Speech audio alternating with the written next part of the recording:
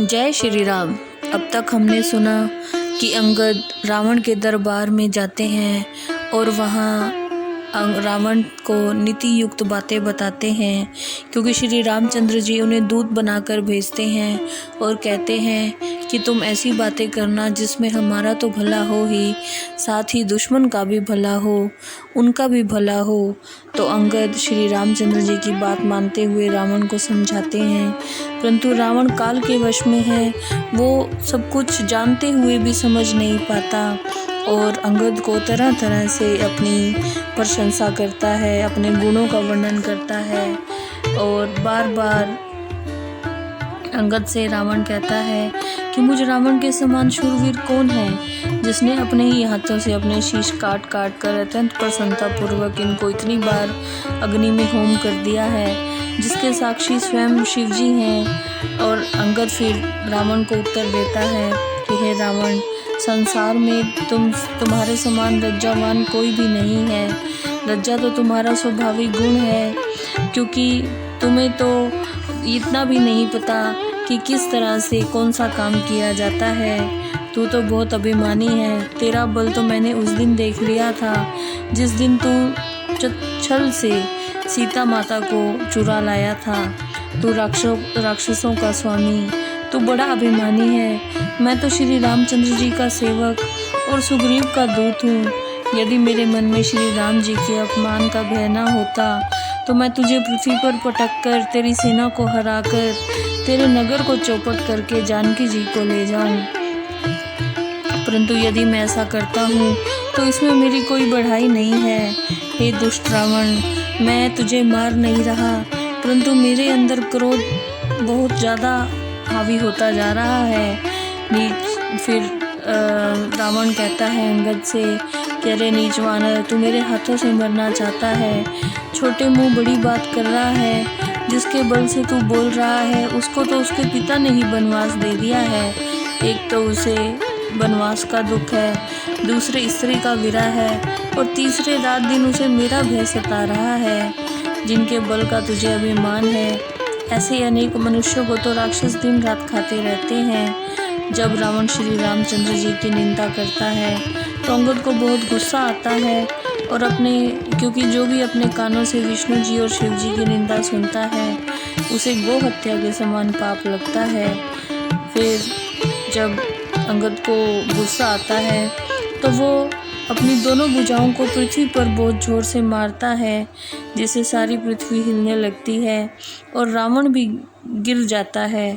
और जैसे ही रावण गिरता है उसके सुंदर मुकुट पृथ्वी पर गिर जाते हैं, जिसमें से कुछ तो अंगद रख लेता है और कुछ प्रभु श्री रामचंद्र जी के पास फेंक देता है।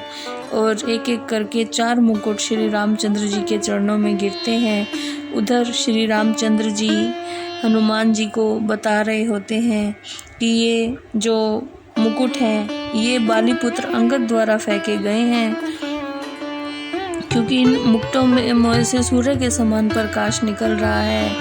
और फिर रावण अंगद को पकड़ने के लिए अपने सारे भाइयों को भेजता है, परंतु अंगद इतने गुस्से में है कि वो वहीं पे ही खड़ा रहता है और रावण को समझाता है कि दुष्ट, पाप की राशि, मंदबुद्धि, कामी, तू काल के वश में हो गया है। राम मनुष्य है, ऐसा वचन बोलना क्या तू सोच भी नहीं सकता।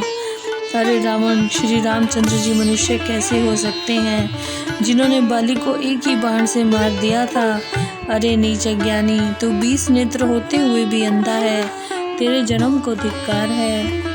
ये तो रावण हंसता है और कहता है कि ये सब असत्य बोलना तूने कहाँ से सीखा है। बाली ने तो कभी इतनी व्यर्थ की बातें नहीं कही, तू तपस्वियों के साथ रहकर बकवास करना सीख गया है। तो अंगद कहता है यदि तेरी 10 जीभों को मैंने नहीं उखाड़ा तो मैं बाली का पुत्र अंगद नहीं। रावण की सभा में ऐसा बोलते हुए वो प्रतिज्ञा करके अपना पांव जमा देता है।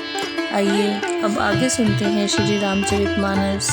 जो मम चरण सखसी सटटारी, फिरहि राम सीता मैं हारी। सुनम सुभट सब कह दस सीसा, पद गही धरनी पछारहूँ कीसा। अरे दुष्ट, यदि तू या तेरा कोई भी राक्षस मेरा पैर हटा दे तो श्री रामचंद्र जी लौट जाएंगे। रावण बोला, हे समस्त वीर योद्धाओं, सुनो, इस वानर का पैर हटाकर पृथ्वी पर पटक दो। इंद्रजीत आदिक बलवाना, हर्ष उठे जह तह भटनाना।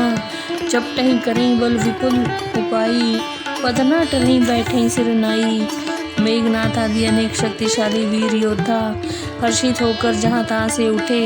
वे उसका पैर हटाने के लिए खूब बल लगाते और अनेक उपाय करते, परंतु पैर को हटाने में विफल रहने पर सिर झुकाकर अपने स्थान पर जाकर फिर बैठ जाते। पुनि उठी झपटही सुर आराती, टरही न कीस चरण ही भाती। पुरुष कुजोगी जिमी और गारी, मोह बिटप नहीं सकई उपारी। काकभुशुंडी जी गरुड़ जी को ये कहानी सुना रहे हैं और कहते हैं कि हे गरुड़ जी, वे राक्षस फिर उठकर प्रयत्न करते, परंतु अंगद का पैर वैसे ही नहीं उठता जैसे कुयोगी पुरुष मोहरूपी वृक्ष को उखाड़ नहीं पाता। कोटि ने मेघनाथ सम सुबट उठे हर्षाई, जपटहि टरे न कपि चरण पुनि बैठे सिरनाई। मेघनाथ जैसे करोड़ों वीर योद्धा हर्षित होकर उठते, वे अंगद के पैर पर झपटते, परंतु उसका पैर हटाने में असमर्थ रहते और सिर नीचा करके बैठ जाते। भूमि न छाणत कपि चरण, देखत रिपुमद भाग। कोटि बिघनते संत कर, मन जिमी नीति न त्याग। जिस प्रकार अनेक बाधाओं के आ जाने पर भी संतों का हृदय नीति को नहीं छोड़ता, उसी प्रकार अंगद का पैर भी पृथ्वी को नहीं छोड़ता। ये देखकर शत्रु का अभिमान चूर चूर हो गया। कपिबल देखी सकल ही हारे, उठा आप कपि के परचारे। घैत चरण कह बाली को मारा, मम पद गहे न तोर उबारा। अंगद की शक्ति को देखकर सभी राक्षसों ने हिम्मत छोड़ दी। इसके बाद युवराज अंगद के ललकारने पर रावण स्वयं उठा।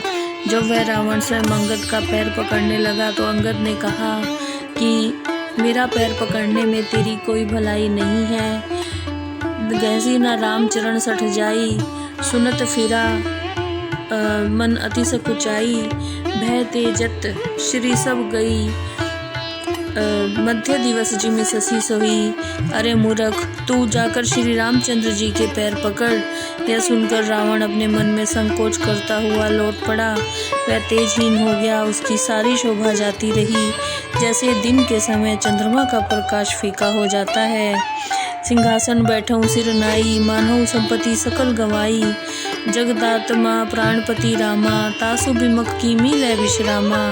वह सिर झुकाकर सिंहासन पर ऐसे जा विराजा जैसे उसने अपनी सारी संपत्ति गवा दी हो। उमा राम की भ्रुकुटी बिलासा, हुई विश्व पुनि पावई नासा।